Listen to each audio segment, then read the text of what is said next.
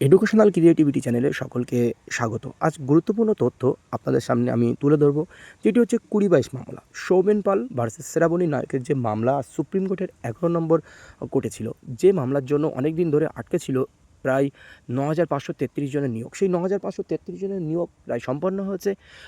এখনও ২,১০৮ জনের নিয়োগ প্রক্রিয়া বাকি আছে। সেখানে লড়াই করছে বিভিন্ন ধরনের ক্যান্ডিডেট, এনওএসরা রয়েছে, আনঅ্যাবজর্বরা রয়েছে, বা ২০-২২ যাদের সেই সময় রিক্রুটমেন্টের সময় ডিএলএড কমপ্লিট না হলেও তাদের যেহেতু সেই পর্যায়ে তাদের ডিএলএড শেষ হচ্ছিল, সেই জন্য পশ্চাৎ তাদের সুযোগ দিয়েছিল।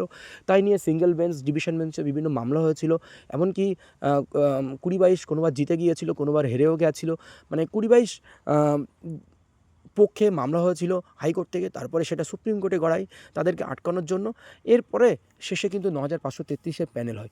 সেই মামলার শুনানিতে আজ গুরুত্বপূর্ণ কিছু তথ্য উঠে আসলো। সেখানে আমরা জানতে পারছি যে পশ্চাৎ আর বেশি দিন এই মামলাটি রাখতে চান না, তারা এই মামলার সমস্যা সমাধান করতে চায়। তো এখানে প্রায় ২১০৮ জনের মধ্যে ৭৫০ জন মতো ক্যান্ডিডেট কিন্তু এই ২০-২২ থেকে চাকরি পেতে পারে বা ইমপ্যানেলড হতে পারে বলা যেতে পারে, তেমনটি তথ্য উঠে এসেছে।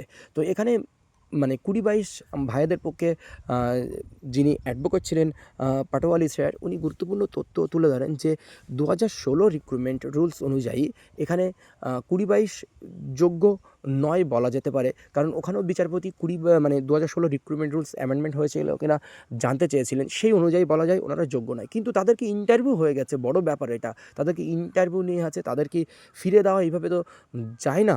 যেহেতু ইন্টারভিউ দিয়ে নিয়েছে, তারা একটা আশা করছে যে আমরা চাকরি পাবো, এরকম একটি ব্যাপার দাঁড়িয়ে যাচ্ছে। কিন্তু কোর্ট তো আবেগের জায়গা নয়। কিন্তু সেই দিক থেকে পাটোয়ারি স্যার তুলে ধরেন যে এরা ইন্টারভিউ দিয়ে দিয়েছে, যারা প্রতিযোগিতায় আছে তারা ২০-২২ একমাত্র যোগ্য বলা যেতে পারে, তাদেরকে ফার্স্ট প্রিফারেন্স দেওয়া উচিত। সেই মতো প্রেয়ার করে কোর্টের কাছে যে ২০-২২দের দিয়ে একটি প্যানেল প্রকাশ করা হোক।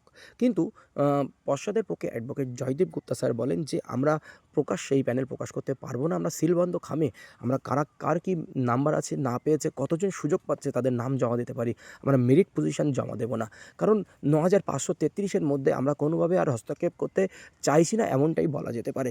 সেখানে পাটোয়ারি স্যার বলেন যে ৯,৫৩৩-এ যারা আছে তারা যোগ্য, তাদের নিয়ে কোনো আমাদের সন্দেহ নেই। কিন্তু এরা যে ইন্টারভিউ দিয়ে দিয়েছে, তাদের নিশ্চয়তা কোথায় যে তাদেরকে একটি সুযোগ দেওয়া হোক, এটাই কিন্তু মূলত উঠে এসেছে। তো এই মামলা খুবই তাড়াতাড়ি কিন্তু মিটে যাবে। আর আরেকটি তথ্য আপনাদেরকে দিয়ে রাখি, এখানে এনওএসডিএলরা পার্টি হওয়ার জন্য চেষ্টা করেছিল বা আনঅ্যাবজর্বরা, সেখানে কিন্তু তাদের আয়ে কিন্তু অ্যাকসেপ্ট হয়নি, সেটাই আমরা জানতে পেরেছি। এর পরবর্তী আপডেট কী আছে বা কোনো তথ্য বা আমরা অ্যাডভোকেট নিকট থেকে বিভিন্ন তথ্য আমরা নিয়ে আপনাদেরকে অবশ্যই শেয়ার করব। আমরা এখন পরবর্তী ডেট কিন্তু কী আছে না আছে আমরা সুপ্রিম কোর্টের ওয়েবসাইট থেকে লাইভ দেখে নিই। আপনাদের একটা জিনিস জানিয়ে রাখি, পরবর্তী কী আপডেট আসছে আরও বিস্তারিত আপনাদেরকে আমি জানাবো যে কী হতে চলেছে, বা কোনো ক্লু পেলেই আপনাদেরকে আমি জানিয়ে দেবো কী হতে চলেছে, বা কোনো তথ্যই যদি আমাদের কাছে আসে। তো এবার দেখুন, এখানে ডায়েরি নম্বর 21287 2023 সৌমেন পাল ভার্সেস শ্রাবণী নায়ক, যেটা ২০-২২ মামলা বলে, যার জন্য এই ৯,৫৩৩ বা ১১,৭৬৫ রিক্রুটমেন্ট আটকে ছিল। সেখানে আপনারা দেখতে পাচ্ছেন যে পরবর্তী ডেট ২৪/২/২০২৫, আবার ফেব্রুয়ারি মাসের ২৪ তারিখ। খুবই তাড়াতাড়ি এই মামলা কিন্তু মিটে যাবে। আজ শুনানি হয়েছে, সিএল নাম্বার ৩৯-এ ছিল অনারেবল জাস্টিস পামিদে কাটামরি রায় Narasimha and honourable justice Manoj মিশ্রর বেঞ্চে আজকে এই শুনানি সম্পন্ন হয়েছে। এখন পরবর্তী আপডেট কী আসবে অবশ্যই আপনাদেরকে জানানো হবে।